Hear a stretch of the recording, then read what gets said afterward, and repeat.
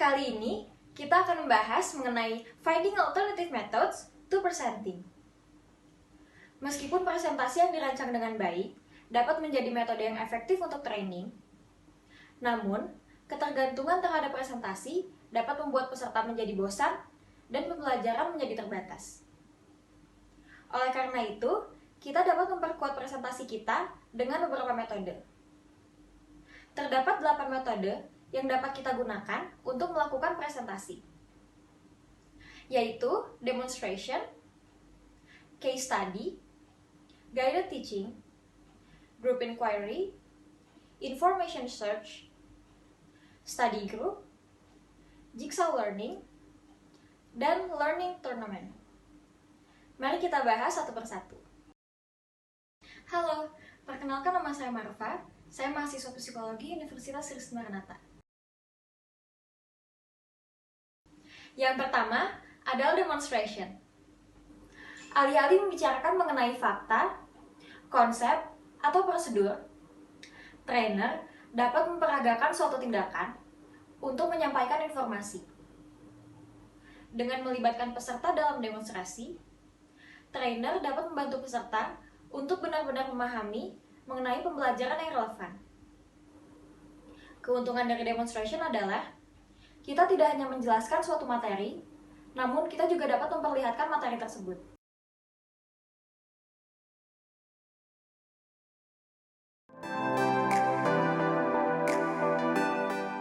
Sekarang, saya akan meminta saudara untuk menulis jawaban saudara dari pertanyaan yang saya berikan.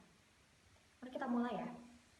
Yang pertama, apakah saudara menyerahkan pendidikan agama dan seks pada profesional?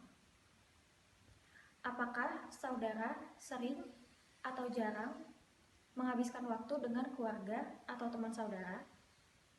Dan seberapa banyakkah saudara berinteraksi dengan orang yang dari ras lain atau dari agama lain?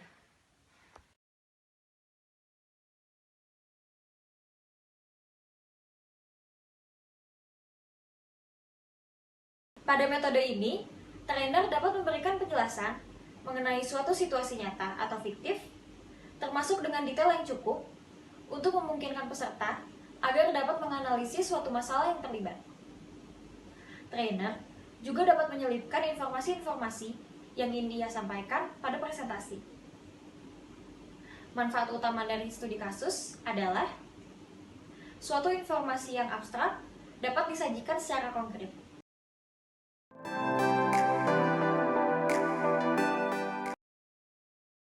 Mari kita lihat contoh pekerjaan yang sudah dikerjakan oleh mereka.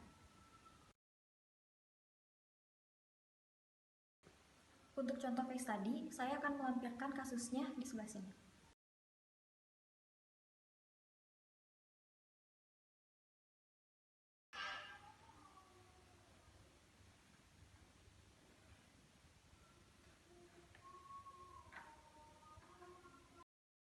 Mari kita lihat contoh pekerjaan yang sudah dikerjakan oleh mereka.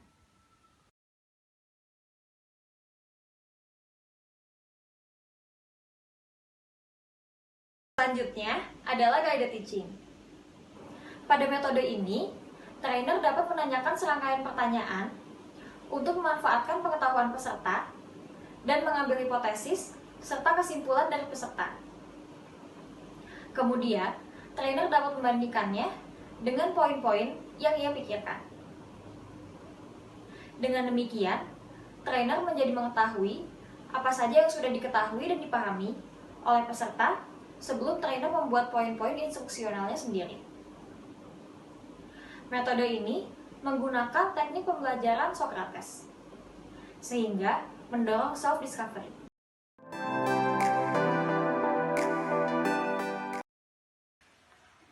Apa yang kalian sudah ketahui tentang parenting style?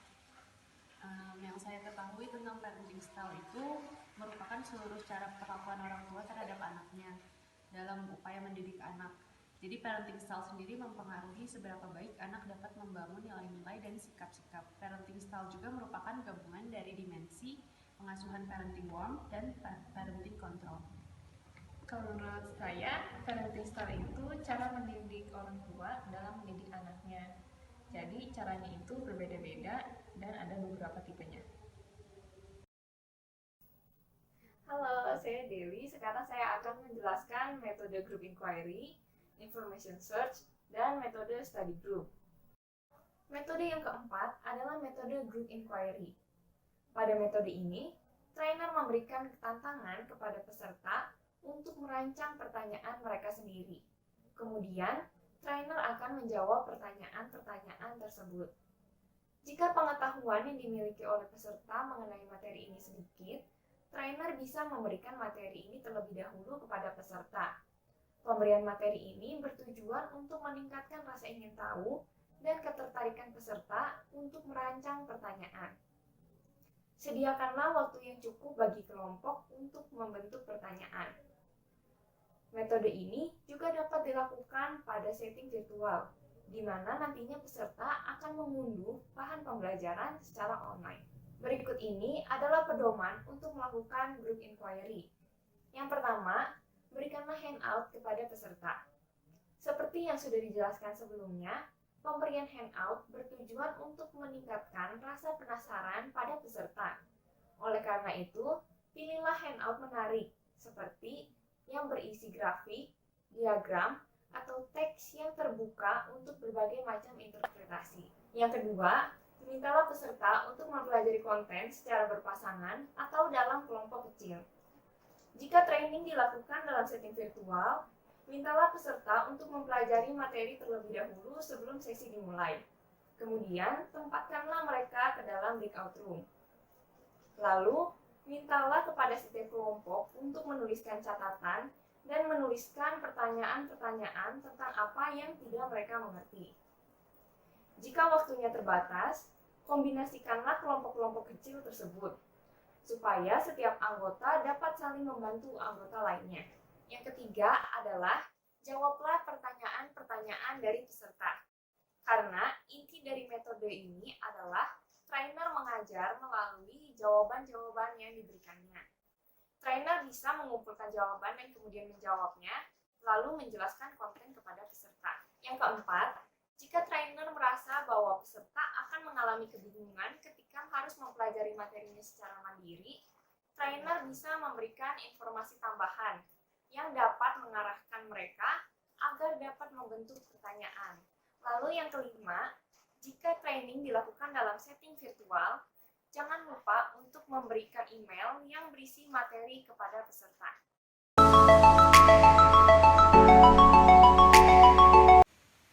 Nah, sekarang silakan kalian buka file yang sudah saya kirimkan melalui email sebelumnya. Setelah itu, silakan berdiskusilah dan tuliskanlah hal-hal yang tidak kalian mengerti tentang file tersebut. Saya punya pertanyaan. Saya juga mau bertanya.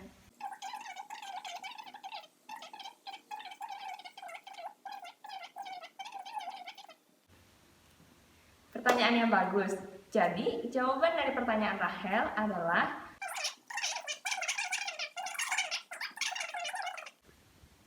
lalu, pertanyaan dari Marfa juga pertanyaan yang bagus.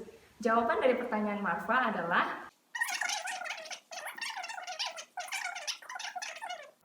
metode yang kelima adalah metode information search. Pada metode ini, bagikanlah lembar kerja yang berisi pertanyaan-pertanyaan terkait dengan topik yang akan dibahas. Kemudian, mintalah peserta untuk mencari informasi baik dari internet ataupun dari sumber yang sudah trainer sediakan untuk menjawab pertanyaan-pertanyaan tersebut. Jangan lupa, buatlah kompetisi yang dapat mendorong partisipasi peserta secara penuh. Contohnya, trainer akan membagikan hadiah bagi peserta pertama yang menyelesaikan persoalan. Lalu, jika training dilakukan secara virtual, metode ini juga masih dapat dilakukan. Mintalah peserta untuk mencari informasi, kemudian mintalah mereka untuk membagikan hasil pencarian mereka kepada peserta lainnya. Berikut ini adalah prosedur untuk melakukan metode information search. Yang pertama, buatlah pertanyaan yang dapat dijawab dengan cara mencari dari sumber yang sudah diberikan kepada peserta.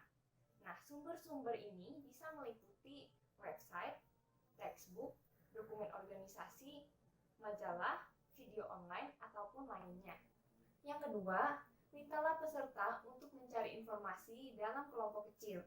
Kemudian, pertimbangkan juga kompetisi yang dapat mendorong partisipasi peserta secara penuh.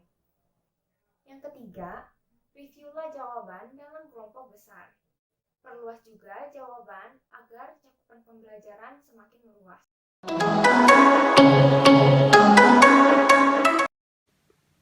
Nah, sekarang tugas kalian, silahkan isilah lembar kerja yang sudah saya berikan. Nah, kalian bisa mencari dari berbagai sumber yang sudah saya sediakan, seperti dari handout yang sudah saya sediakan, ataupun dari web-web di internet.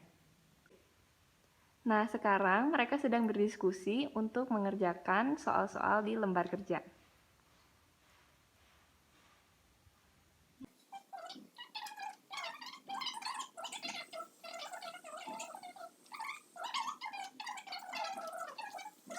Nah, rata-rata dari kalian sudah menjawab pertanyaan itu dengan benar. Sekarang, saya akan mereview jawaban-jawaban kalian dan akan memberikan feedback tentang pengerjaan tugas kalian. Metode yang keenam adalah metode study group. Metode study group ini merupakan cara yang baik untuk menjelaskan tanpa harus berceramah. Pada metode ini, mintalah peserta untuk membaca handout yang berisi topik yang akan dibahas. Kemudian, tempatkanlah mereka ke dalam kelompok-kelompok kecil untuk membahas topik tersebut. Berikut ini pedoman untuk melakukan metode study group. Yang pertama, berikanlah peserta waktu yang cukup dan handout yang menarik, karena study group ini dapat bekerja dengan baik ketika materi cukup menantang atau terbuka untuk interpretasi yang luas. Lalu yang kedua, bentuklah subkelompok dan berikanlah mereka tempat yang tenang untuk dapat belajar dengan baik. Yang ketiga, berikanlah instruksi dan arahan yang jelas kepada peserta, agar mereka dapat belajar dan dapat menjelaskan secara hati-hati. Berikanlah instruksi-instruksi seperti untuk memperjelas konten, memberikan contoh ilustrasi atau aplikasi terkait konten tersebut, lalu mengidentifikasi hal-hal yang membingungkan, berdiskusi untuk mengembangkan sudut pandang yang berlawanan, dan menilai seberapa jauh pemahaman peserta dalam memahami materi. Yang keempat, berikanlah tugas kepada anggota kelompok, seperti fasilitator, timekeeper, perekam, ataupun pembicara. Yang kelima adalah kumpulkanlah kembali kelompok dan lakukanlah review bersama, memberikan kuis kepada peserta, memberikan pertanyaan, meminta peserta untuk menilai seberapa baik mereka dalam memahami materi, dan memberikan soal latihan yang bersifat aplikasi untuk dikerjakan oleh peserta. Nah, sekarang dari handout yang sudah saya berikan, sekarang silahkan kalian baca-baca, lalu kemudian pilihlah topik yang ingin kalian jelaskan ke anggota kelompok lainnya. Lalu, anggota kelompok lainnya bisa juga memberikan pendapat atau menyanggah pendapat dari anggota kelompok lain. Kalau menurut saya, metode yang lebih baik itu menggunakan metode guided teaching, karena pada metode ini trainer itu dapat menanyakan serangkaian pernyataan atau pertanyaan untuk memanfaatkan pengetahuan kelompok atau mendapatkan hipotesis dan kesimpulan peserta. Lalu bisa juga dibandingkan dengan poin presentasi yang akan diberikan. Tapi kalau menurut saya punya pandangan yang berbeda. Jadi yang lebih baik itu adalah memakai demonstration. Alih-alih berbicara tentang konsep, prosedur, atau kumpulan fakta, trainer dapat memperagakan suatu tindakan untuk menyampaikan suatu informasi. Melibatkan peserta dalam demonstrasi dapat membantu peserta untuk benar-benar dapat mendengar, melihat, dan menyentuh pembelajaran yang relevan. Keuntungan dari demonstrasi ini adalah kita dapat menunjukkan materi tersebut daripada hanya sekedar menjelaskan. Kalau begitu saya lebih setuju juga menggunakan metode demonstration, karena setelah dijelaskan ulang saya lebih paham.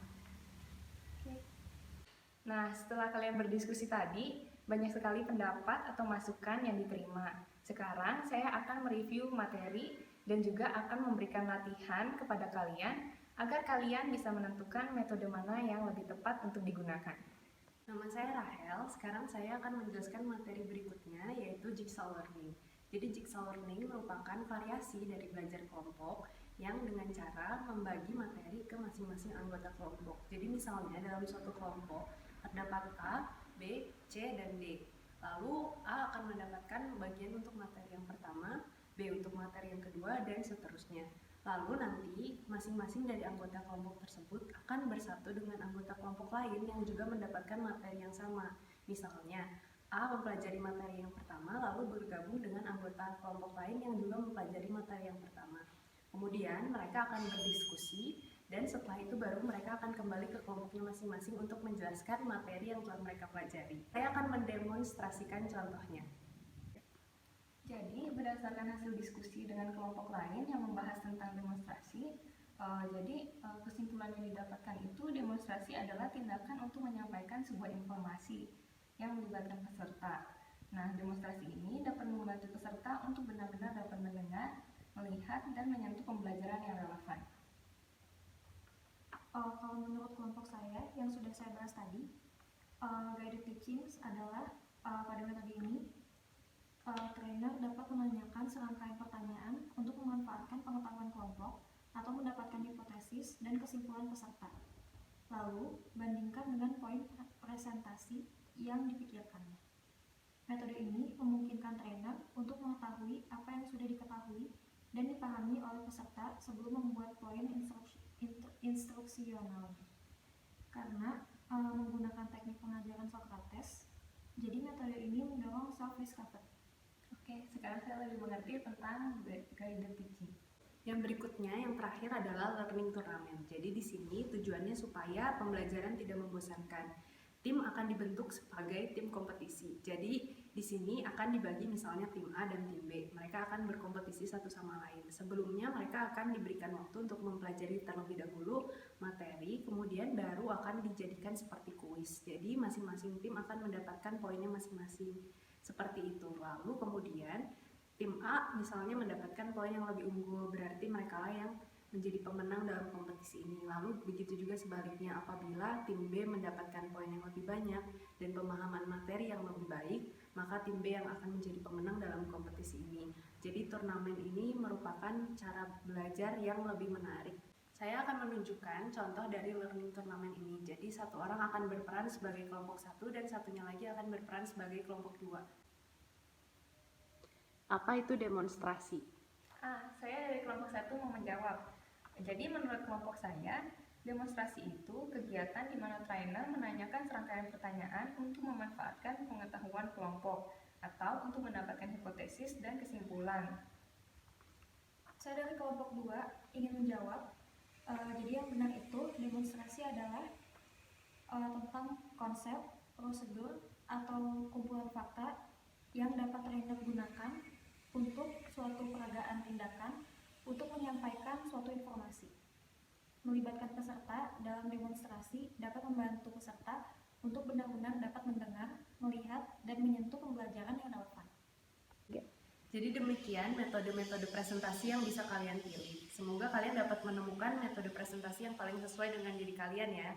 Terima kasih.